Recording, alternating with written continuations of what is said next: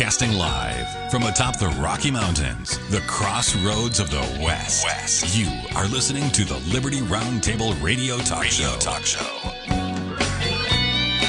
All right. Happy to have you along, my fellow Americans. Sam Bushman live on your radio. Hard-hitting news the networks refuse to use, no doubt, continues now. This is the broadcast for July the 7th, the year of our Lord, 2025. Promoting God, family, country, protecting life, liberty, and property, using the checks and balances brilliantly put in place in the supreme law of the land is our guide. We reject revolution unless it's a Jesus revolution. Then we're in because we follow the Prince of Peace. Dr. Scott Bradley with me first hour. Check that out as soon as the show's up at libertyroundtable.com and lovingliberty.net. Up to bat now, our dear friend Lowell Nelson, campaignforliberty.org, doing a phenomenal job. Hope you and your family had a delightful 4th of July, and welcome to the show, sir. Well, thank you, Sam. It's good to be back. We enjoyed the 4th back in St. Louis, the gateway to the West. Went up in the monument, you know, the archway there. Yes, sir. 10-minute trip up and back, and saw the town of St. Louis from 600 feet up. That's about 2 football fields high. It's way up there. Takes your breath away when you look down at the ground from that high up, and then of course saw a bunch of history, a bunch of museums. We saw the zoo, the city center. We just celebrated our Independence Day by being independent and leaving our usual haunts and going back to see a place in the United States we'd never seen before. So that was our 4th. Enjoyed it very much. Thank you, Sam. What a tremendous opportunity, ladies and gentlemen. Now, Dr. Kirk Moore, people don't know who he is. Let's start there, Lowell. Well, Dr. Kirk Moore, he's a physician, a heroic physician, really. He is in court beginning today. He's being prosecuted by the feds for on 4 charges: on fraud, conspiracy to commit fraud, counterfeiting, and destruction of government property. Now, why is this all coming down on him? Well, the backstory on this is that during the COVID-19 scamdemic, Dr. Kirk Moore was being friends, close friends, associates, they'd go to him for help, and he began treating people with ivermectin and hydroxychloroquine. And remember, this is back when, in 2020, when people were scared and they didn't quite know what to do, and he looked at looked at all of the evidence, looked at all the symptoms, and he knew that, ivermectin, hydroxychloroquine, they're going to help. And so he treated hundreds of people that way in 2020.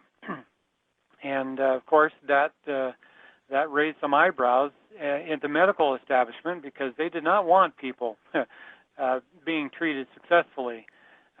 They wanted to push their drugs of choice because they would make a whole lot more money, pushing remdesivir and other, drugs that got them a lot more money. And they didn't want something simple like ivermectin or hydroxychloroquine to catch on. Now, this is happening all over the country, of course. Dr. Kirk Moore was not the only one who was treating people with ivermectin and hydroxychloroquine, but he was one.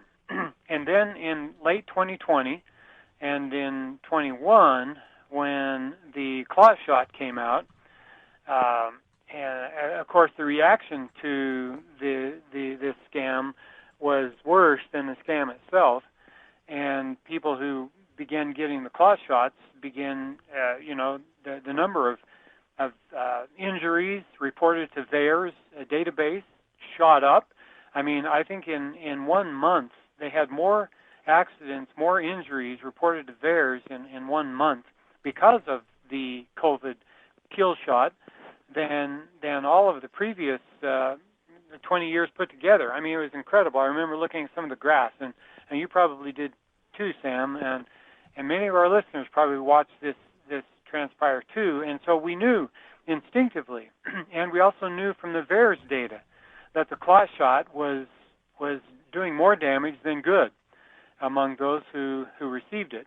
And so people, and then of course came the lockdowns, right? And people were being commanded to go get the clot shot in order to travel, right? I mean, you couldn't fly in an airplane unless you'd gotten it, or enter a government facility unless you got the kill shot.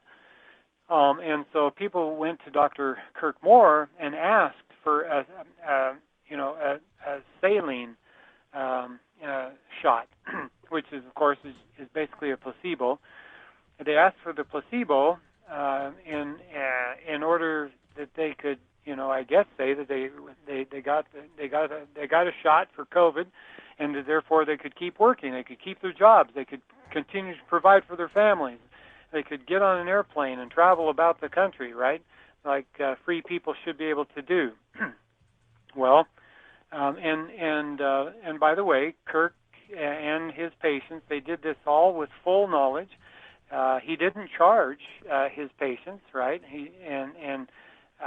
For this service that he provided for them, and they knew exactly what they were getting. That they were getting a placebo, not the kill shot, not the gene therapy.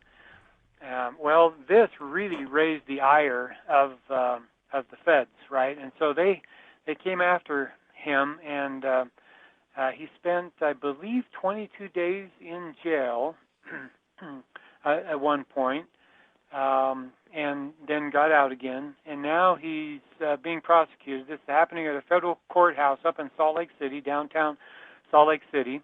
And today is the first day. Now, there was a big rally this morning at 8 o'clock there outside the federal courthouse at 350 South Main Street there in Salt Lake City. And it was sponsored by We Are the People, which is a group here in Utah. And they were hoping to get more than 1,000 people there at the rally. They had speakers lined up to speak. Jason Preston, who hosts the We Are the People podcast, he was going to speak. Also, Dr. Moore himself, before going into the courthouse, he was going to speak. Also, his son. We also had Dr. Robert Scott Bell, a 25-year radio host and a 30-year homeopathic practitioner.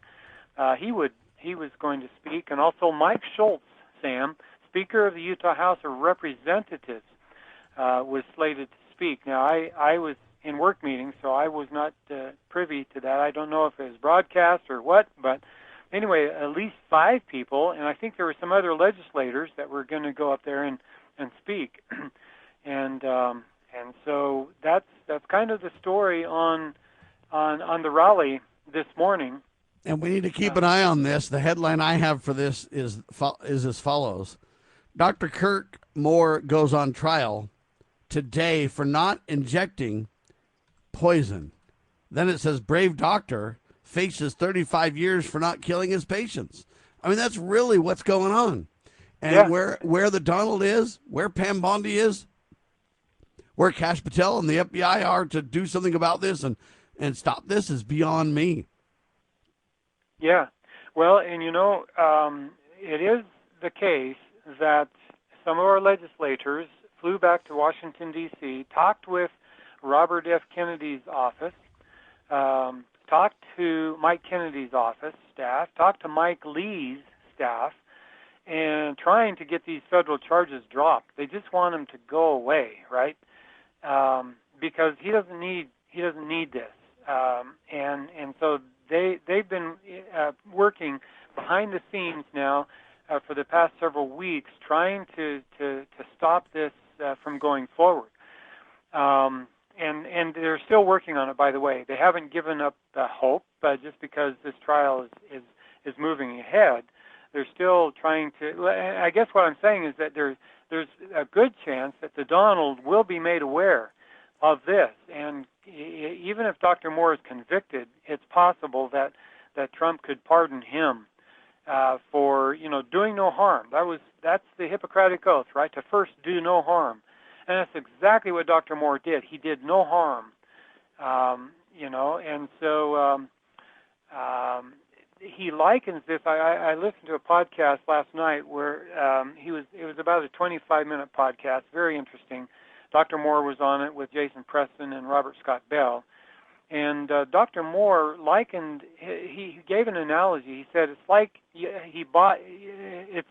go buy some light bulbs from General Electric, and you don't follow the directions about screwing. Go ahead and skip the break. And so then you don't follow the directions that came with the light bulb to screw them into the outlet in your room. You take them out for target practice, in your backyard with a BB gun, and you dispose of them that way, right? And he says that's basically what happened in his case, right?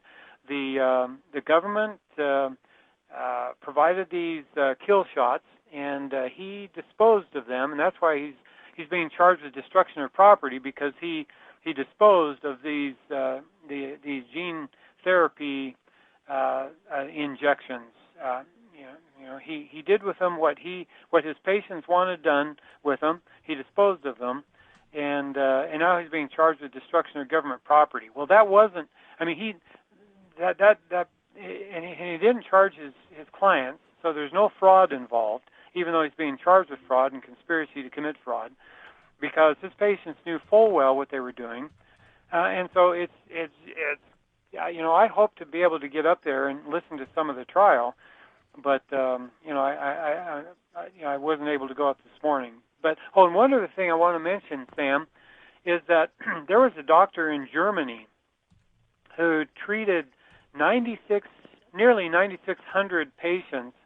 This doctor, it was either he or she, I don't know which, but this doctor in Germany gave a saline injection, basically a placebo, to 9,600 of his patients, and his patients thought they were getting the kill shot, but the doctor, without telling his patients, gave them the saline placebo instead, because he knew that the kill shot would harm them. Now, he did this without the patient's knowledge. And what did he get? I think he got a fine. He got suspended for 6 months, and then he got his license back, and he had a small fine to pay. That's it. And obviously Germany has a different set of rules than we have here in the U.S., but if you look at what Dr. Kirk Moore did with the full knowledge and fully informed patients versus what this German doctor did, the difference is night and day. So, and the bottom line is, hey, why is this a federal issue in the first place? Everything seems to be a federal crime these days. Number one. Number two, where is Pam Bondi and Donald Trump to say, hold on a minute, you know what? A lot of the doctors have won the right to give people ivermectin. And we found out that not the FCC, what's the health group called? Oh, the CDC? Yeah, the CDC has been caught literally fabricating evidence regarding the ivermectin in the first place. And so with all that information on the table now, and hindsight being 2020, even Robert RFK Jr. now has put something in place that says, hey, if you have heart damage from COVID, we're going to take this seriously if the clot shot gives you. So they know there's problems here. How come they're not defending this doctor? I just don't get it. Yeah, I don't either, Sam. They should be. And you hit upon another point that I haven't even spent any time on at all, and that is that this is a state issue, right? What Dr. Kirk Moore did in treating his patients, that's very clearly is a domestic issue. There's no warrant, there's no authority in the Constitution. In other words, the states did not grant or vest in the general government any authority at all to prosecute, something like, even if it was medical malpractice, right? There's no authority in the Constitution. The states did not grant that to the general government. They granted the ability to prosecute 3 crimes. Those crimes were treason, which has a very specific definition, piracy on the high seas, and counterfeiting. Our currency, counterfeiting the gold and silver that was our country's currency in the beginning. Those 3 crimes are punishable, and the federal government may prosecute those 3. But, medical malpractice, even if you're to go that far, was not one of the crimes that the feds can prosecute.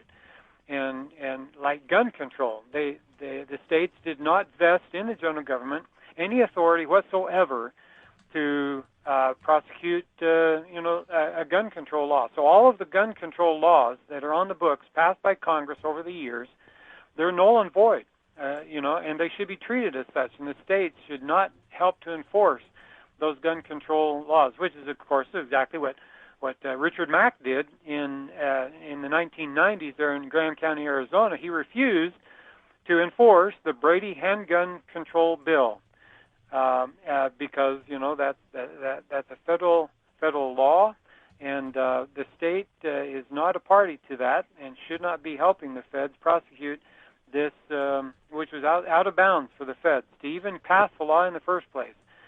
And it's a state issue, a domestic issue, and we need more states to stand up and be sovereign on this issue. And that's why I'm so encouraged, Sam, that Mike Schultz, Speaker of the House, the Utah House of Representatives, attended this rally this morning and spoke at it, advocating for justice, advocating for legislative accountability. He should be the leader here in the state of Utah, telling the feds to take a hike, get the heck out of Dodge City here, because they're prosecuting one of our Utah citizens with a federal statute that is patently it's illegal, it's void, it's null and void, and should be treated as such by the state of Utah. And so we're challenging Cox, our governor, Spencer Cox, our Attorney General Derek Brown, and other legislators. We're urging them to attend and publicly support Dr. Kirk Moore. And I pray they get it done, but I don't have a lot of faith in the Justice Department or the FBI. I don't have a lot of faith in President Trump anymore. I don't have faith in the state of Utah that they'll do anything right. They passed a big, beautiful bill, which is a disaster. And now basically anybody that stood for the correct view on the bill, which is we're spending ourselves into oblivion, literally increasing the deficit by $5 trillion, $3.8 trillion, increasing the debt. I mean, it's just out of control. Well, the big, beautiful bill is really for the military-industrial complex. $150 million more, making it $1 trillion for war. And we're just getting started. I mean, this thing just absolutely sends us into oblivion. And Ron Paul wrote an article about this, highlighting this very problem here. And the only people that are being attacked, not the Democrats, the only people being attacked are the constitutional Republicans that wanted to see truth to power, wanted to see us cut expenses. We've raised the debt ceiling by $5 trillion. I mean, we're out of control on this thing. Ron Paul bringing sanity to the discussion, Lowell. That's right, Sam. He called this the military-industrial complex, and I added the word congressional in there. That's what I'm calling it, the military-industrial congressional complex, because I think we need to get into the habit of tying Congress into this complex. It's not just the armaments manufacturers that are benefiting from this. It's the members of Congress who vote for more war who benefit because their campaign coffers are filled with money from the armaments manufacturers who benefit from these sweet deals. And remember, the House of Representatives are the decision makers. They're the ones that constitutionally control the purse strings, right? That's exactly right, yeah. And they are rewarded handsomely by the armament manufacturers whenever they pass this kind of a bill, this big, beautiful bill, right? It's got like you said, it raised the military spending $150 billion, so now it's over $1 trillion. The Federal Reserve notes, really. But that's more than the next 9 countries, the military budget for the next 9 countries combined. And so it really is, it's just stupid, it's wasteful spending that's going on here. And, the funny thing about this... Hold on, not only is it stupid and wasteful and all that kind of stuff, but it's murderous spending, though. It literally commits acts of war all over the world, and dead people, innocent dead people, are the result of this. Let's not act like it's just bad spending, like, oh my gosh, they're being foolish. No, people are dying as a result of this. The regime changes are happening as a result of this. Innocent people suffer. We destroy nations, then we build them up again. Nation building. This is just disaster on steroids of what happens with this money. And members of Congress, it was kind of like a bait and switch, right? They were enticed to support this bill because of the cuts in the welfare programs. But these cuts are not scheduled to even begin taking effect until after 29, after Trump leaves the White House. And so basically that's a big, big invitation for the Democrats to win the midterms and the next presidential election so that they can reverse these cuts in the welfare programs like Medicaid and food stamps, right? And so all these Republicans who say that they're fiscal conservatives, they voted for this big bad bill because of all the so-called good things in the bill. But those so-called good things don't even take effect until after Trump leaves office. And so, hold on, if at all, though, because if at all, how many congressional years do we have between now and when those things are supposed to happen? They can be overturned or changed or updated or whatever you want to call it. Super easy. And you probably got 4 or 5 congressional years before then, right? Yeah, it's and so it's a bait and switch. The vote this time, instead of being instead of one vote difference, I think it was like 219 to 213 or something like that. So there's like 3 or 4 votes difference. No, it was 218 to 214 in the House. 218, yeah, that's right. 218 to 214. And it required J.D. Vance to create a tiebreaker in the Senate to get it passed. Yeah. And so here's where I really wish that my U.S. representative had stood up with Massey and voted against this big bad bill. I just don't understand why or how he's being, persuaded to vote for such a I don't know, pile driver, such a boondoggle as this. Anyway, now Ron Paul writes this. Well, I need to give you a little bit more background. Some of the money will be in this big bad bill will be spent on securing the border, which is good. However, it will also help to pay for the military to do domestic law enforcement, which includes enforcing immigration laws. And so what I think that is, Sam, I call that the proverbial camel's nose under the tent, right? Because they're going to use military personnel to enforce a domestic immigration law, right? Because doing that right now is really popular, right? Because we've got all these illegal immigrants, illegal aliens pouring into the country.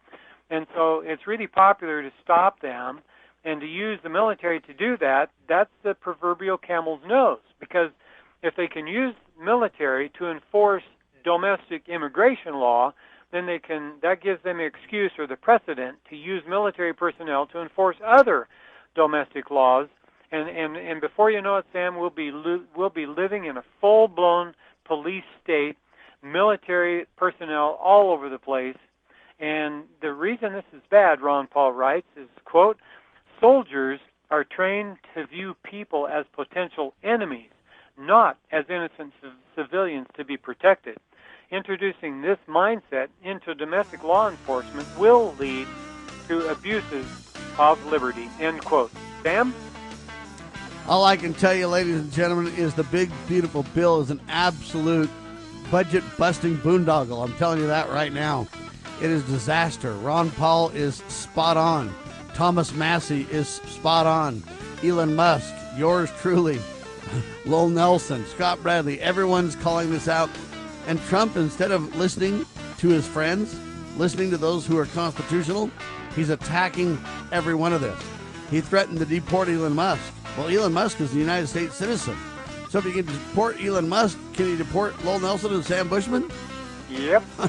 Oh, boy, ladies and gentlemen. I mean, he's going off the rails here on this one. All over the big, beautiful bill. What a disgrace. Hang tight. More in seconds. Liberty Roundtable Live. Your daily Liberty News Wire. You're listening to Liberty News Radio. Breaking news this hour at townhall.com. I'm Bob Agnew in Washington. An active shooter armed with tactical gear and a rifle reportedly opened fire upon Border Patrol agents as they arrived at a Border Patrol annex facility in McAllen, Texas today. That's in the Rio Grande Valley area of Texas. Fox News reporting agents and local police returned fire, killing the gunman. According to that report, no federal agents were hit, but one McAllen police officer was struck and is in stable condition in the hospital. Authorities in Texas say at least 82 people were killed in that devastating weekend flooding along the Guadalupe River. Texas Governor Greg Abbott says there may be people missing nobody knows about. There were so many people who were just camping out, not children in camps, but adults camping out near the river, people in RVs and things like that. There are people who are missing who are not on the known confirmed missing because we don't yet know who they are. The governor's comments airing on KVUE. Listeners who wish to help in the disaster rescue effort can make donations to www.salvationarmytexas.org. House Speaker Mike Johnson says that while the One Big Beautiful Bill is now passed after a lengthy debate, there will be even more reconciliation process bills soon. In an interview, Speaker Johnson announced, quote, "We have been planning a second reconciliation bill for the fall that would be attached to the next fiscal year, and then potentially one in the spring. He said, that's my plan, 3 reconciliation bills before this Congress is over." Johnson said this is all in an effort to, quote, "deliver that America First agenda, which the people elected Congress to do." The speaker continued, quote, "The big beautiful bill is designed to uplift lower and middle class Americans by making the 2017 Trump tax cuts permanent." Bernie Bennett reporting. On Wall Street, the Dow struggling is down 249 points. More from townhall.com. Charlie Kirk here. I've been thinking, why does it feel like losing weight is harder than ever before? Mixed messages, fad diets, and quick fix solutions. Many people are left stuck and exhausted trying to fight a battle they can't seem to win. If you feel this way, you're not alone. I used to feel that way too. But let me tell you, it's not your fault. Your body is working against you, and delaying action only makes it harder. I took a step 2 years ago and called PhD Weight Loss and Nutrition and lost 40 pounds. I feel great and have kept it off. If you are ready to make a change for life, call 855-696-2020. That is 855-696-2020 to schedule your weight loss consultation. The first 11 callers who mention healthy will get 2 free weeks added to their weight loss package. Call 855-696-2020 and mention the word healthy. Visit them at myphdweightloss.com. That is myphdweightloss.com. It works, everybody. Check it out at myphdweightloss.com. The Foundation for Moral Law is a nonprofit legal foundation committed to protecting our unalienable right to publicly acknowledge God. The Foundation for Moral Law exists to restore the knowledge of God in law and government and to acknowledge and defend the truth that man is endowed with rights not by our fellow man, but by God. The Foundation maintains a twofold focus. First, litigation within state and federal courts. Second, education, conducting seminars to teach the necessity and importance of acknowledging God in law and government. How can you help? Please make a tax-deductible contribution, allowing Foundation attorneys to continue the fight. You may also purchase various Foundation products as well at morallaw.org. Located in Montgomery, Alabama, the Foundation for Moral Law is a nonprofit, tax-exempt 501c3 founded by Judge Roy Moore. Please partner with us to achieve this important mission. morallaw.org. In the medical field, IT security is crucial. Our highly skilled consultants are HIPAA certified and have 20-plus years of experience servicing medical clinics, billing, and supply companies. We offer comprehensive endpoint protection, guarding your computers and servers against all stages of threats. And with our 24/7 monitoring services, you'll never worry about extensive downtime again. Ready to level up your IT support? Call 801-706-6980 today and discover how great IT services can be with managed IT services. Experience the untamed spirit of the American West with Range Magazine. Each issue is a visual journey featuring award-winning photography and compelling stories that capture the heart of ranching and rural life. Stay informed on the challenges and triumphs of those who live and work on the land. Subscribe today and receive quarterly editions delivered to your doorstep, and join a community that cherishes the enduring legacy of the Western frontier. Visit rangemagazine.com to subscribe.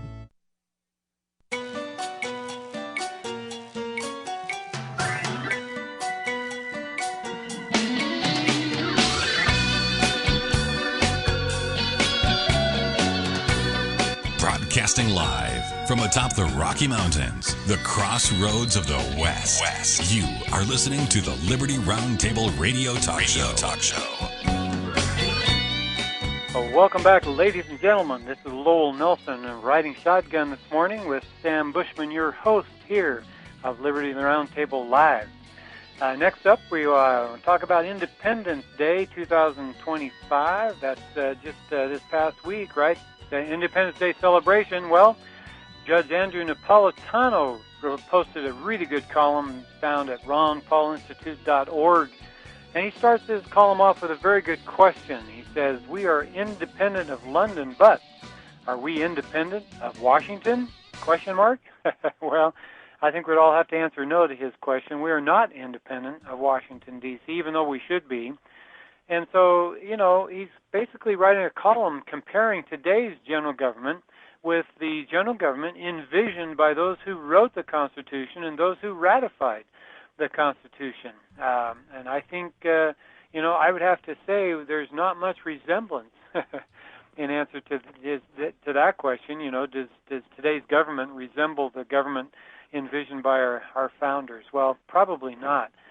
Judge Knapp writes, quote, "When both major political parties support mass surveillance, undeclared foreign wars, and borrowing trillions of dollars a year to fund a bloated government, we can safely conclude that personal liberty in our once free society has been radically diminished and is in the twilight of its existence."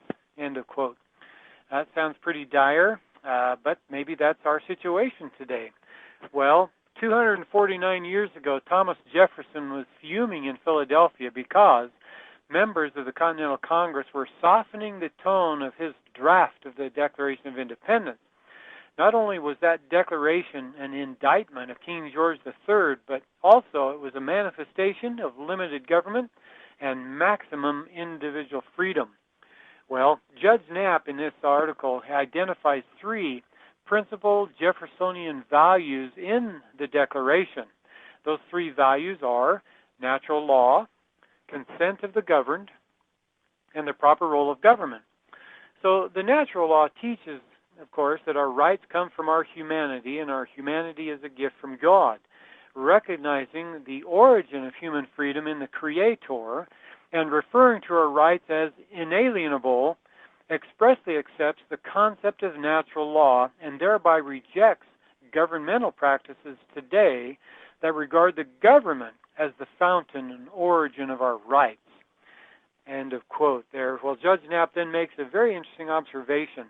He writes that Jefferson appealed to the laws of nature and of nature's God, and then observes, he could have appealed to the British tradition of individual rights. He could have appealed to the Magna Carta. He could even have appealed to the numerous acts of the British Parliament that stated, or pretended anyway, that all men are equal and that their rights are natural. But he didn't. Jefferson appealed to the laws of nature and of nature's God, because that's really where our rights originate. And, that's so essential to know today. It's such a fundamental principle of liberty, to know that our rights come from our Creator, from our humanity. They don't come from government. Now, the second Jeffersonian value is consent of the governed. Jefferson argued that, quote, "No government is moral or consistent with the natural law unless it enjoys the consent of all those it governs," end quote. But consent today is a myth, just as much of government today is a myth. He writes, quote, "We pretend that we have self-government.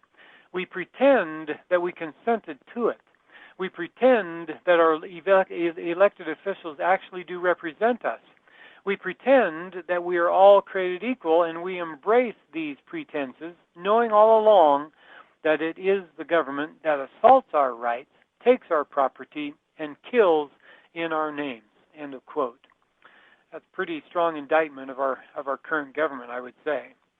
Now, the third Jeffersonian principle is the proper role of government. And that is, quote, "not to give people whatever they want, but to protect their natural rights." Let me stop right there. See, folks, that's what government does today. They give us what we want instead of protecting our natural rights. And I love that old adage that says a government strong enough to big enough to give you everything you want is also powerful enough to take everything away from you, or something like that. Well, and what's happened is immoral people in our society have learned that they can just vote largesse from the Treasury. That won't last long. It'll be the demise of the country if we allow that to continue.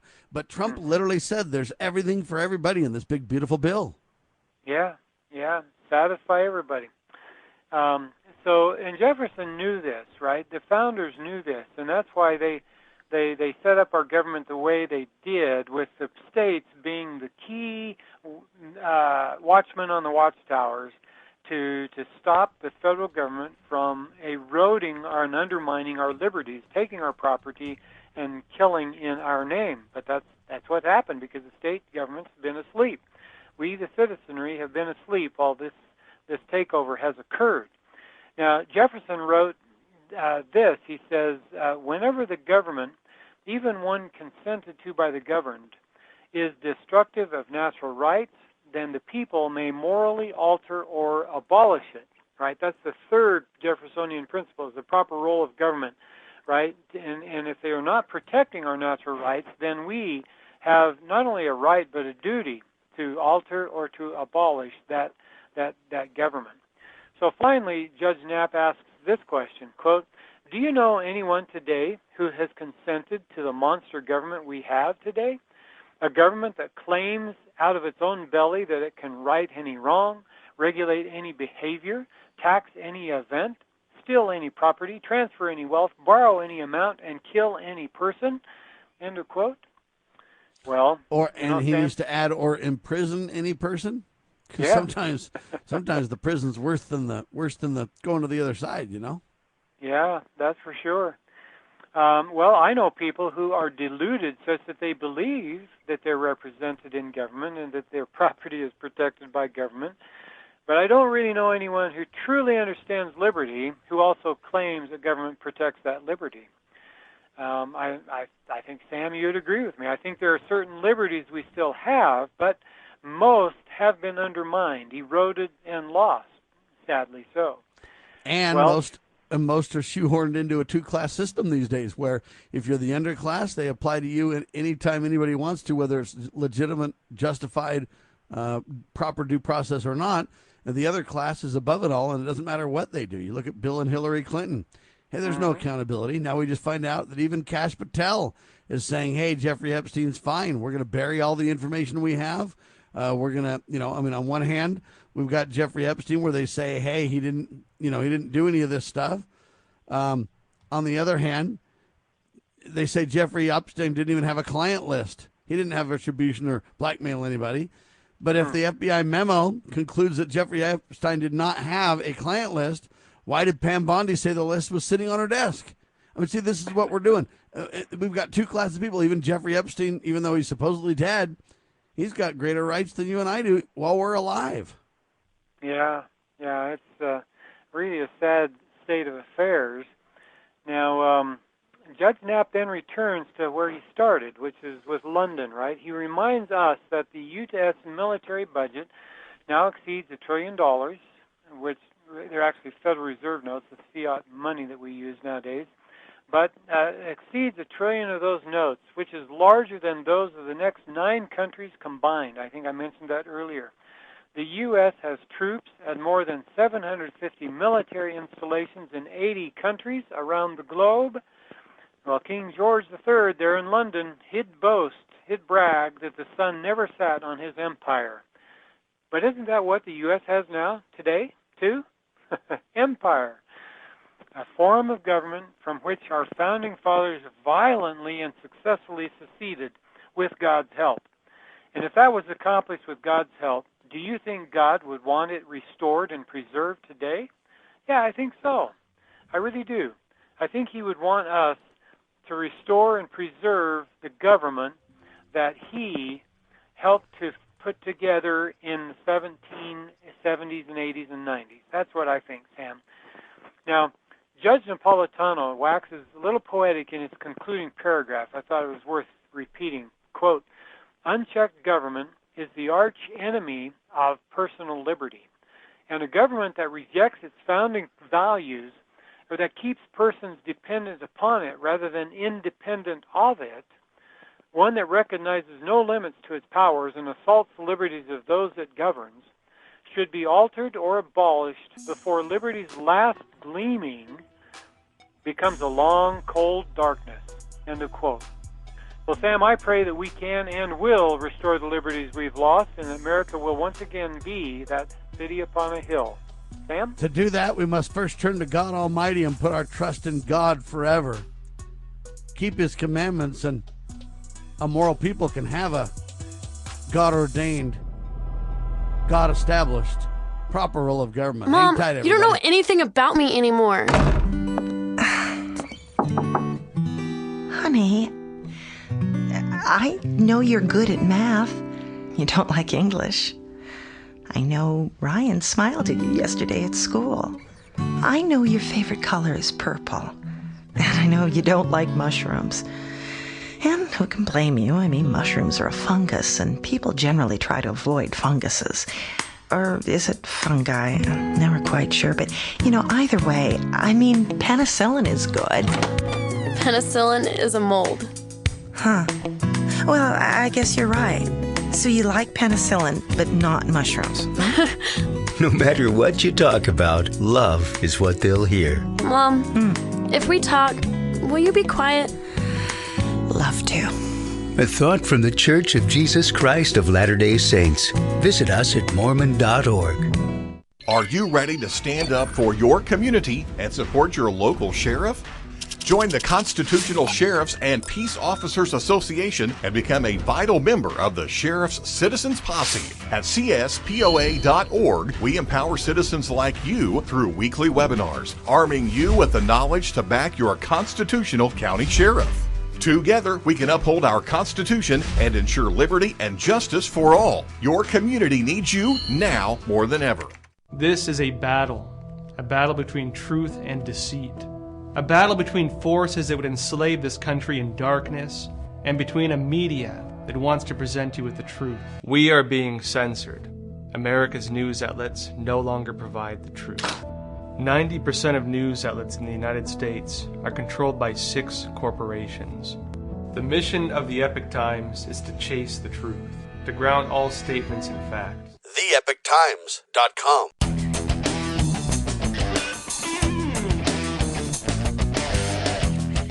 Ladies and gentlemen, we need to bring back natural law, which is God-given rights.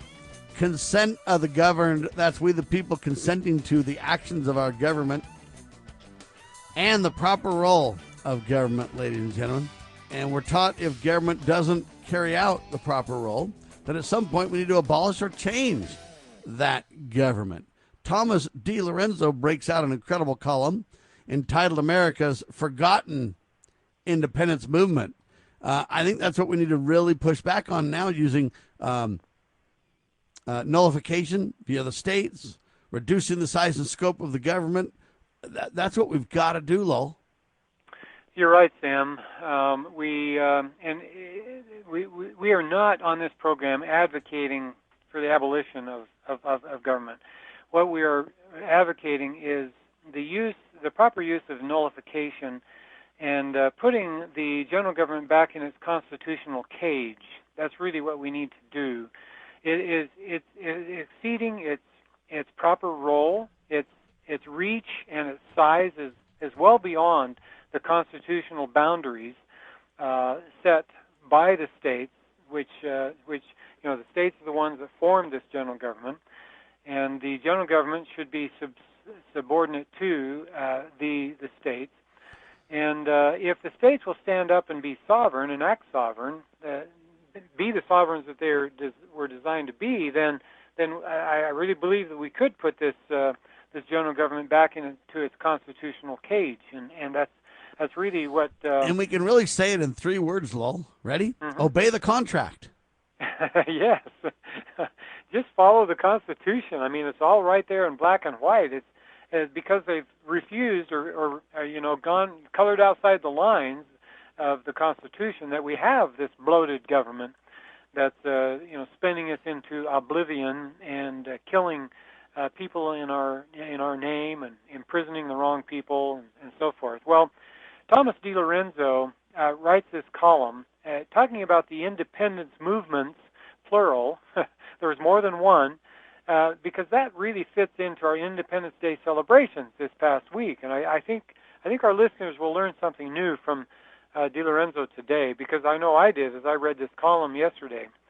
There were really three independent movements in America prior to the war to prevent Southern independence from 1861 to 1865. Now, just parenthetically, most people call this war the Civil War, but it really was not that, nor was it a war between the states per se. It was a war upon the Southern states by the general government. However, I do like DiLorenzo's name for this war. He calls it the War to Prevent Southern Independence. I believe it could also be called the war to force the Southern states to stay in the Union. That also is a name that describes that war. Well, in any case, there were three independence movements in our fledgling country before the War of 1861. The Revolutionary War was a war of secession to gain independence from the British Empire. That was the first independence movement. The second independence movement was when the New England Federalists plotted to secede from the Union, beginning with the Jefferson presidency of 1801 and culminating with their Hartford Secession Convention of 1814, where in the end they decided to remain in the Union, confident that New Englanders could control and dominate the Union, which they did. They were right, of course. But that second independence movement, they were upset with Thomas Jefferson in the White House, and so they plotted this secession movement. And that's a secession movement that's rarely discussed in history classes today. The third independence movement has mostly been forgotten too, but it was the 1850s secession movement in the Middle States: New York, New Jersey, Pennsylvania, Delaware, and Maryland. So these 5 states in the 1850s began talking about secession. And, it's called the secession movement in the mid-Atlantic states, these 5 states: New York, New Jersey, Pennsylvania, Delaware, and Maryland. These states contain secessionists who wanted to join a Southern Confederacy, form their own confederacy of states, and to just allow the South to secede in peace. New Jersey had the largest secession movement, followed by New York City and New York State's Hudson Valley. Well, Sam, this is the first I have known of these 1850 secession movements in the Middle States. I find this very interesting. DiLorenzo writes, quote... Well, hold on. It just goes to show in history here that they understood that secession, one, was not only possible, but necessary based on the Declaration of Independence. If you have the right to join, you certainly have the authority and the right to leave. But they also knew secession and the threat thereof would bring the general government back in line. So I'm not a secessionist in that I really want secession. I am a secessionist, I guess, in the sense that I want to use that as a tool to say, look, you better obey the rules. And I think it can be wisely used in that way, too. I do too. I think Tom Woods wrote a book recently called National Divorce, or he referred to a book called National Divorce, where it talks about secession, and the threat of secession oftentimes will induce the general government to stop doing what it's doing, because they don't want to see the Union split up. But I agree with you. I think nullification is a much better approach, where the states refuse to cooperate with the feds on issues or on efforts which go beyond the authority of the feds. Anyway, DiLorenzo, he now talks about these 5 movements in these 5 states. He says, quote, the most popular position was to allow the southern states to secede in peace, end of quote. Well, that's not what we're taught by mainstream historians, as you know. They claim there was unity in the North regarding the invasion of the South in 1861. But Edward Everett said this quote, to expect to hold 15 states in the Union by force is preposterous, too monstrous to be entertained for a moment, end quote. That's what he said in 1860. So no way are these mainstream historians correct in saying that everybody in the North wanted to invade the South and force them to stay in the Union. Far from it. In Maryland, DiLorenzo writes, quote, the majority of Maryland State Assembly favored peaceful secession, but in 1861, the Lincoln regime imprisoned all of them, thereby prohibiting them from meeting to discuss the issue of peaceful secession. At the time, most Marylanders believed that forcing a state at gunpoint to remain in the Union and governed by Washington, D.C., would destroy the founders' concept of a voluntary union, end of quote. Wow. Well, Sam, what do you think? Do you think the feds would throw our Utah legislators in jail for standing up for Dr. Kirk Moore today? Just for fun? No, but what I do think they would do is they would target them to make sure they didn't stay elected. Yeah. Yeah, and I know that they would take them off of committees and they would basically decrease their power and their involvement, their authority. And depending on how hard they went, they'd be ridiculed by Donald and mocked by Donald and attacked by Donald and everything else. And this is why, I used to want to give a lot of credit to what Donald does because he's done a lot of good. But man, as far as I can tell, he's melting down. Everything he's in a fight with. The J6 prisoners got released, for example. But now many of them are homeless and can't even get a life back. And so, what have we done? We've released them, but now what? And I mean, the list goes on and on of the issues. How come Kirk Moore how come Kash Patel says, oh, there's nothing wrong with Jeffrey Epstein. It's all good. He didn't have any list. What do you mean he didn't have any list? I thought when you had flights go to Lolita, this airliner, that you had to have a manifest on there. I thought that, okay, there's no way that he didn't blackmail people. To say so is just absurd these days. So we're getting to where we just can't trust anyone or anything. You can't trust Donald and you can't trust Kash Patel anymore, right? Now people are going to be like, how dare you go against those guys? I know it's almost political suicide, isn't it? See, that's the problem. Why can't I have my own opinion? Well, and maybe that's why Michael Kennedy won't join up with Thomas Massie. I mean, there's a lot of U.S. representatives that really ought to be standing right alongside Thomas Massie. And yet Trump has put a bullseye on Massie and said, I'm going to primary you. I'm going to get somebody run against you, and I'm going to fund them, and we're going to take you out. Well, he's going to deport Elon Musk, who's a United States citizen. How do you do that? Yeah, and Elon, he's behind Thomas Massie. I bet what is going to happen, Sam, is that the midterms, Trump is going to fund some big candidate to go up against Massie, and Musk is going to fund Massie's campaign. It's going to be an epic battle in the state of Kentucky. That's what I'm predicting for the midterms. It's crazy. It's crazy.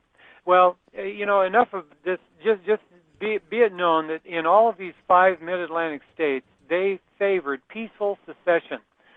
And that's not what we were taught in public school. The idea that a state can join the Union but could never leave, I mean, that's what is taught, right? Everybody, the mainstream historians say, once you join the Union, you can never leave, because that's what Abraham Lincoln proved in the Civil War. Well, that's just hot poppycock, Sam. And so thank goodness for Thomas DiLorenzo and others who have shared this part of our history, keeping it fresh in our minds, because having a correct understanding of the foundation of our republic, Sam, is essential if we want to restore it.